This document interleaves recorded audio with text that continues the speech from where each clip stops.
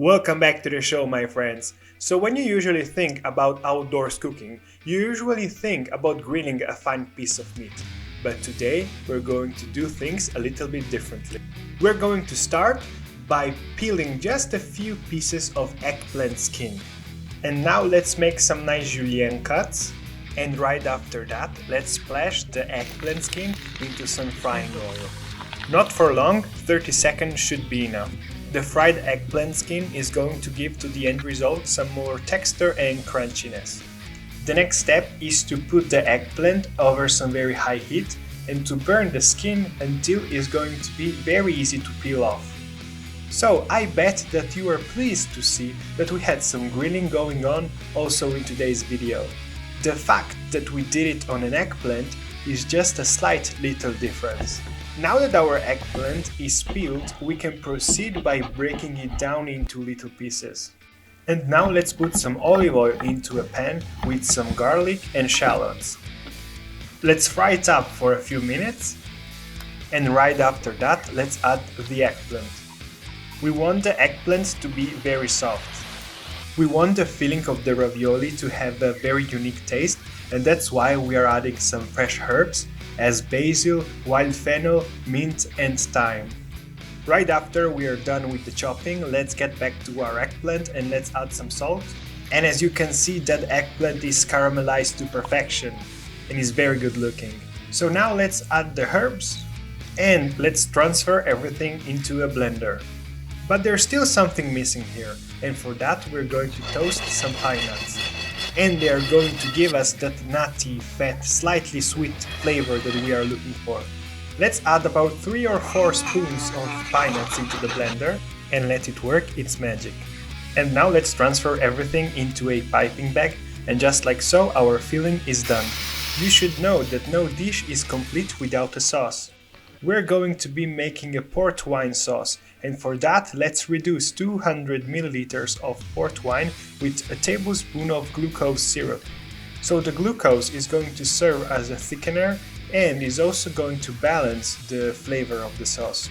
Keep reducing the sauce until you will get this thick consistency.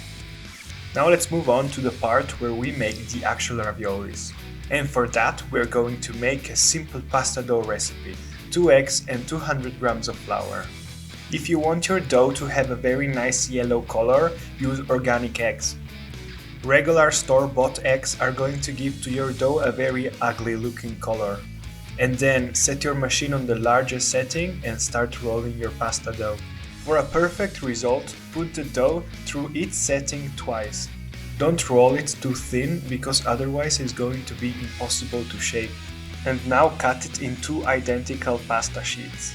Then we can start piping the pasta filling, and by doing so we need to be careful and leave enough space between a spot and another, otherwise we won't be able to close up the ravioli. Now we can take the free pasta sheet and cover up the other one. Now we can start shaping the raviolis, and by doing so we need to be extremely careful to push out the air pockets. We also need to make sure that the 2 pasta sheets stick to each other because we really don't want the ravioli to open up during the cooking process. And finally, we can make the raviolis with this pasta shape cutter. Guys, I hope that you're ready because here it comes. That, my friends, is Italian art at its finest. It's amazing what can you do with an eggplant, some flour and a few eggs. And remember, don't throw out the leftover pasta dough. Just recombine it and put it through the pasta machine once more. Okay, we are done with our pasta making and let's have a look at our end result. But enough watching because we are ready to cook them up. Let's put some butter, mint, wild fennel and thyme into a pan, then toss the ravioli into the boiling water. But let's get back to the butter now because we want it to be slightly brown. Then let's add a few spoons of water, and after 2 minutes of cooking, add the raviolis. So now it's very important that you let the water and the butter to slightly reduce so that that sauce can really stick to the pasta and infuse with the flavors of the fresh herbs and of the brown butter. We are ready to go, so let's put some of that port wine sauce on a plate and please let me say that the consistency is absolutely amazing. So now let's add the raviolis. The number of raviolis on a plate needs to be always odd and never even. But we're not done yet because I want this plate to be very nice, and that's why I'm going to add a few edible herbs and flowers. Let's add also the crispy eggplant skin that we made earlier and a few pine nuts. My eyes are very satisfied with the end result because in my opinion the looks are stunning and the taste is very interesting.